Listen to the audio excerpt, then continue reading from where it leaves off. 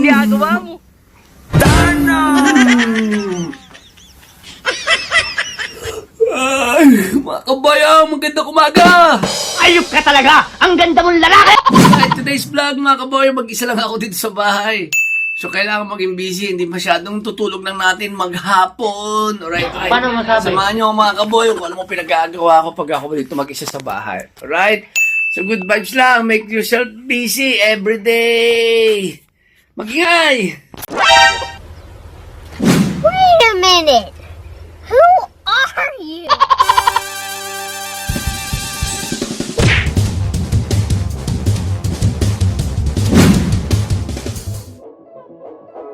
Ayan na! Ayan na! Ayan na!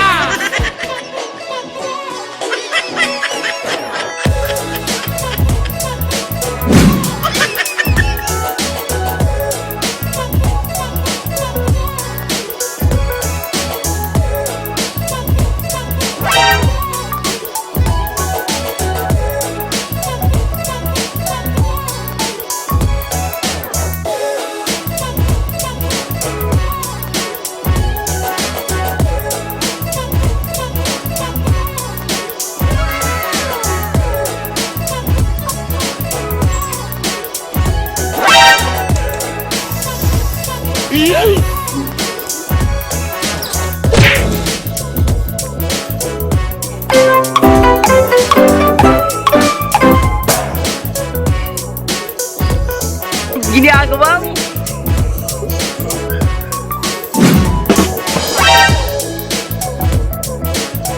Ayan na! Ayan na! Ayan na!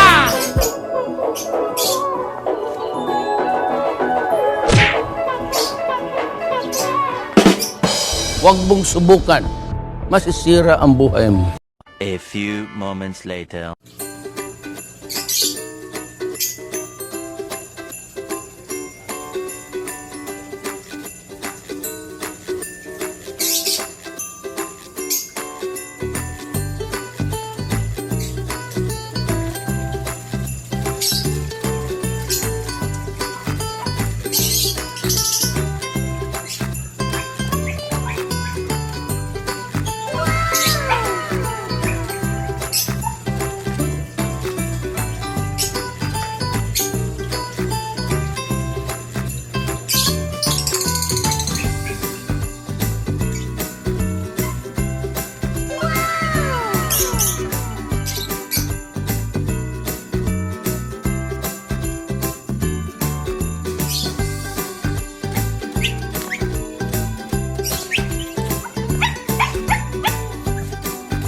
Ayan na!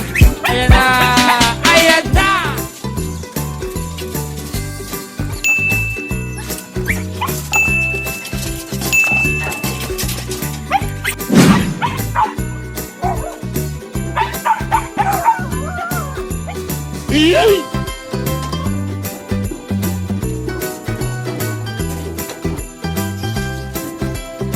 Ginagawa mo?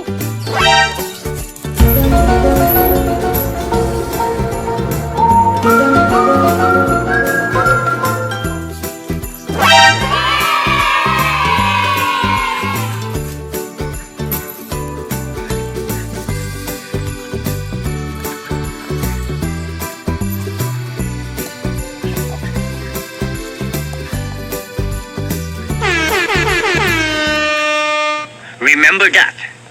Put it in your mind.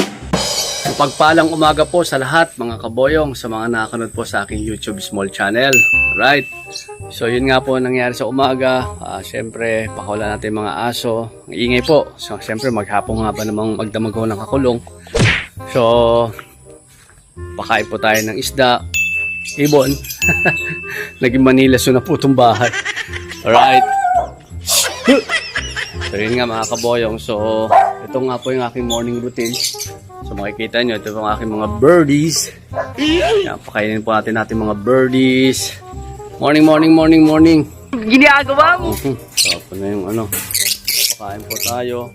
Ito po. Ayan. Mapakain po tayo kay birdies. Right? Ayan, kain na sila dyan. Lock natin. Tapos, after po nyan, kain tayo ng ibon. Grabe, ang dami. Ibon. Tapos ngayon, pakain tayo ng konti nito. Ayan, para dito. Para dito po sa aking flower horn. Ito yung flower horn ko. Ayan, flower horn. Parrot. Ayan, sa parrot. Ayan. Parrot. Janitor. Saka catfish. Where's my catfish? And my... Ayun, catfish. Right. So, pakain din po tayo ng mga goldfish. Mga goldfish. Itong goldfish, medyo marami itong mga kaboyong. Ayan. Ganyan, nag-uuna na sila. Oh. Right. Goldfish. Ayan, kain na sila. Right, ang pinaka-last na papakain natin mga kaboyong yung sa monster tank ko. Ayan. Konti ulit. Ayan. Right. Ito naman sila mga kaboyong. Ayan, nag-aabang na sila oh. Sila. Ayan. Ano? Yun na. So, yun nga mga kaboyong. So, normally, lang pinagkakabala ko sa umaga. Magsipilo ka ha! Dilaw na ipin mo! Pagkagising, siyempre, secure ko muna yung mga ilaw. Siyempre, magtitipid tayo ng konti sa kuryente. Tapos yung mga alaga ni kaboyong, aso, pusa, ibon, isda. Kailangan natin munang unahin yan. Kasi siyempre, kahit pa paano yun ang pinaka way of stress off ko mga kaboyong yung mga yan. Tapos, linis sa bahay. Tapos, exercise ng konti. Paano masabi? Health is wealth, mga kaboyong. So, huwag niyo makakalimutan yan. Kahit anong ganong busy natin. Kahit sabihin natin, hindi natin magagawa sa isang araw. Gawin natin the next day.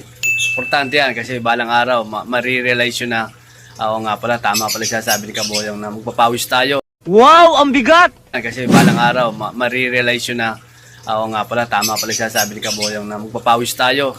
Diba? Paano masabi? Hindi natin magagawa man everyday, pero may sisingit natin yan, di ba?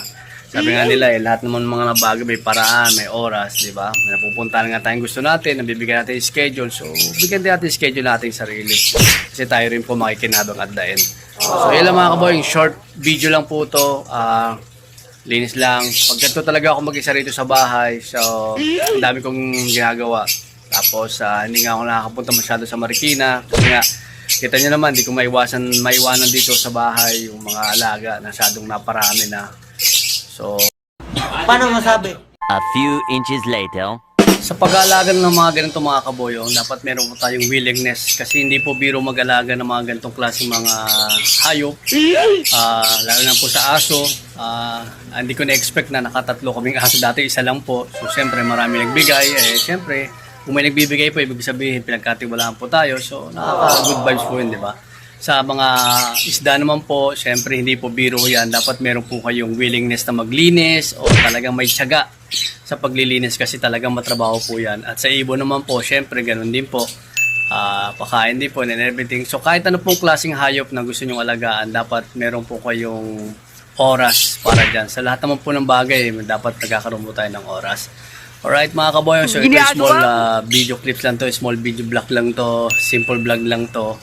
Ito yung mga morning routine ko pag ako mag-isa dito sa bahay, make myself busy.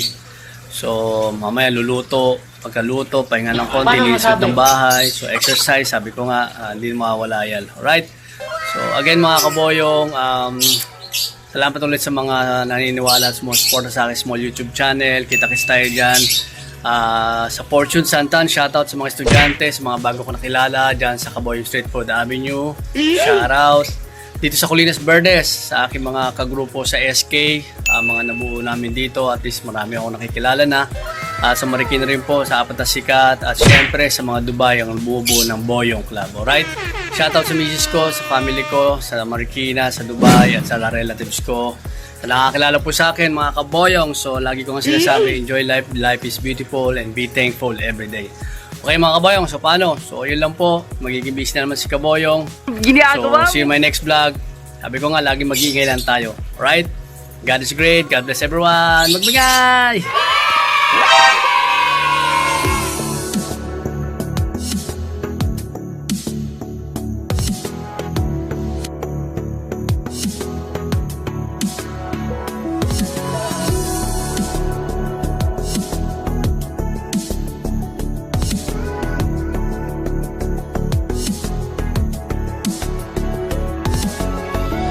Let me in or let me go. Honestly, try honesty. No, just tell me what I want to hear, 'cause it could save us.